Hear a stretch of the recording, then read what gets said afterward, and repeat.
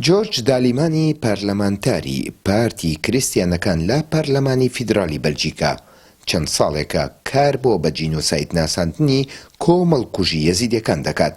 پێشتریش چۆتە لای شێخی یەزیدیەکان و بەڵێنی پێداوە کە کار لەسەر ئەو کەیسە بکات. So I've been to Iraqi Kurdistan in 2014 when لە ساڵی 2014 سەردانی کوردستانی عێراقم کرد. ئەو کاتەی داعش دەستی بەسەر چەند ناوچەیەکی عێراقدا گرت بوو. لەگەڵ ژنە یەزیدیەکان کۆبوومەتەوە و گفتوگۆم لەگەڵدا کردوون کە ئاوارە بووبوون. بەڕاستی تووشی شۆکی کردم. چیرۆکەکانیان کە چەند زەحمەت و سەرنجڕاکێش بوو. چەند ناڕەحەتیان بینی بوو بووبوونە کۆیلی دەستی داعش.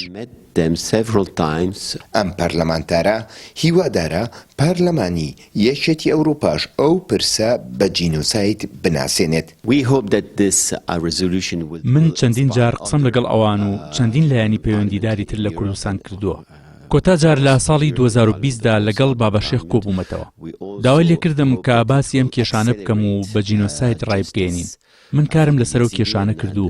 هیچ گومانم نەبوو کە ئەمە بەپێی یاسانی و دەوڵەتیەکان جینۆسایدە. پارلەمانتارە بەلجیکیەکە بۆ جوڵاندنی کەیسەکە پشتی بەو دوکومنتانە بەستووە کە لە ڕۆژئاوا و هەرێمی کوردستان کۆی کردوونەتەوە.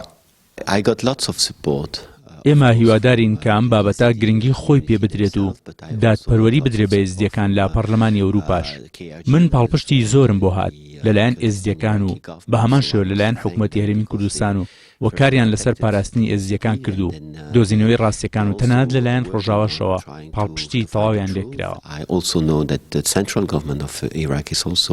لێژنەی کاروباری شەهیدان و جینۆساید و زیندانیانی سیاسی لە پەرلەمانی کوردستان سوپاسی لێژنەی پەیوەندیەکانی دەرەوەی ئەنجومەنی نوێنەرانی بەلجیکای کرد. داوای ئەوە دەکەن ئەو کارە ببێتە بنەمایەک بۆ قەرەبووکردنەوەی کەس و کاری قوربانیەکان و ئاوەدانکردنەوەی ناوچەکانیان. لەم پەرلەمانەی بەلجیکادا کۆمەڵکوژی یەزیدیەکان بە جینۆساید ناسێنرا. ئەمە لە کاتێکدایە نزیکەی 40 ساڵ تێدەپەڕێت باسەر کیمیابارانی هەڵەبجە و ئەنفالەکانی گەرمیاندا. بەڵام تا ئێستا هیچ نێوەندێکی جیانی کاری بۆ بە جینۆساید ناساندنی ئەو کەیسانە نەکردووە.